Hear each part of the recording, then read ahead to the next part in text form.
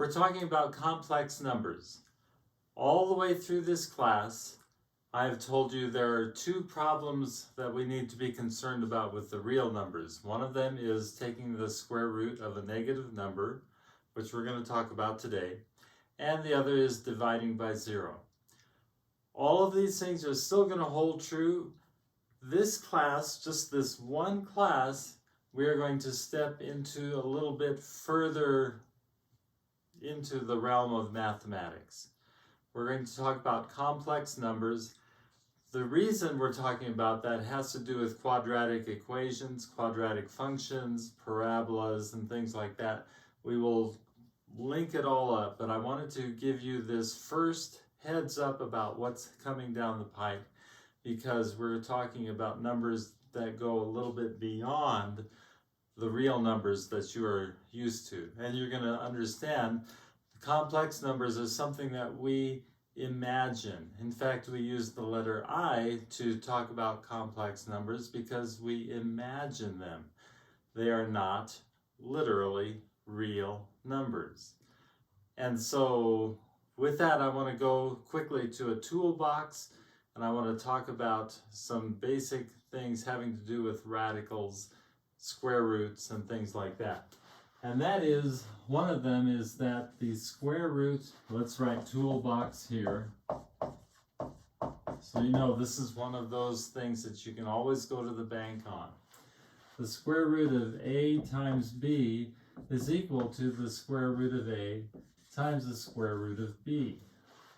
So if we're taking the square root of, say, 98, 98 happens to be the square root of 2 times 49, which is the square root of 2 times 7 times 7. If I have two 7s under the square root, I can pull one of them out, and this is equal to 7 times the square root of 2. That's how we would simplify the square root of 98. Where things get interesting with complex numbers is that, well, let's keep this here. Square root of a b is equal to the square root of a times the square root of b. With the square root of a negative number, let's suppose I'm looking at negative 98. Negative 98, we don't have a, this is where warning bells should be going off. We don't have a square root for negative 98, because whenever you take any number, whether it's positive or negative, and multiply it times itself, it becomes positive. So we don't have a real number that works here. So what we do is we do this.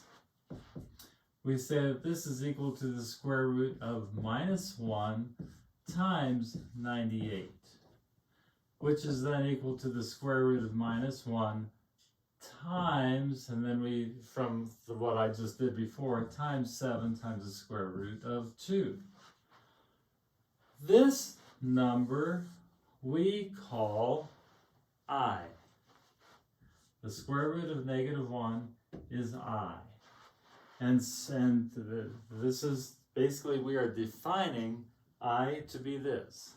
So that I squared is I times I, which is the square root of negative 1 times the square root of negative 1, which is, now be very careful here, you're not going to say it's equal to the square root of minus 1 times minus 1, because if you do that, you're going to get the square root of 1, which is 1.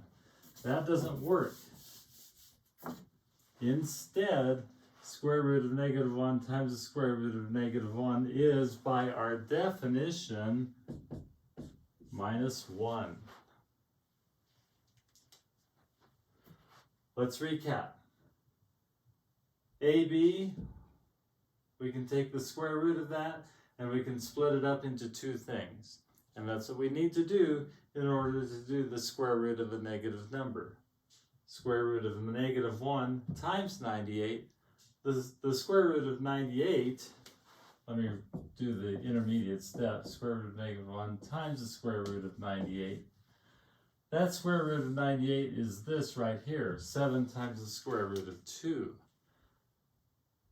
But this guy, I make into something else. This is where we go beyond the real numbers. We call this I. And then we can talk about I squared equaling -1, and we'll get further into that. But this is the intro to complex numbers.